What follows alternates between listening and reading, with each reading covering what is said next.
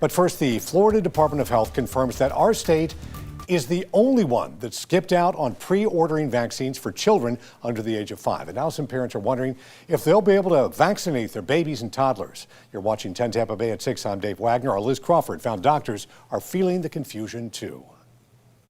Governor Ron DeSantis was clear about his stance on COVID shots for young children. But there's not going to be any state programs that are going to be trying to, get COVID jabs to infants and toddlers and newborns. That's not something that we think is appropriate. But he said parents still have a choice. You are free to choose. That's not an issue. Doctors can get it. Hospitals can get it. But some hospitals in our area aren't sure they can get it. We're getting very mixed messages. So we're looking at other possibilities to obtain the vaccine if necessary, but hopefully we'll be able to get the vaccine through Florida shots as we have for all the other rollouts. Johns Hopkins All Children's Hospital released an official statement saying they're looking at other ways to find the vaccine. But the press secretary for the Florida Department of Health told me that statement is incorrect, adding they can still order through Florida shots. Maybe they should try calling us. We don't know. When we called them earlier, we didn't get a straight answer. Confusion about choice and access. I think that the concern is, will there be some families who would want to get it sooner as opposed to later, who can't get it sooner as opposed to later? Liz joins us now to put all this information into perspective for us.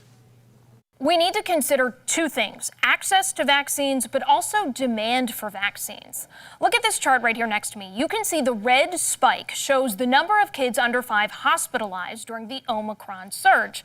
So you'd think the demand to get younger children vaccinated will be high, but that's not what the numbers show. Taking a deeper dive, latest data from the Florida Department of Health shows only 24% of kids ages 5 to 11 are vaccinated.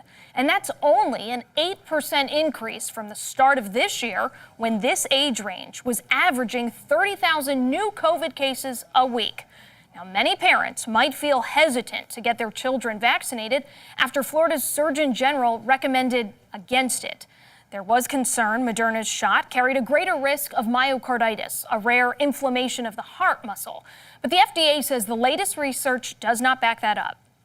We do not observe a statistically significantly higher myocarditis risk in a Moderna COVID-19 vaccine recipient.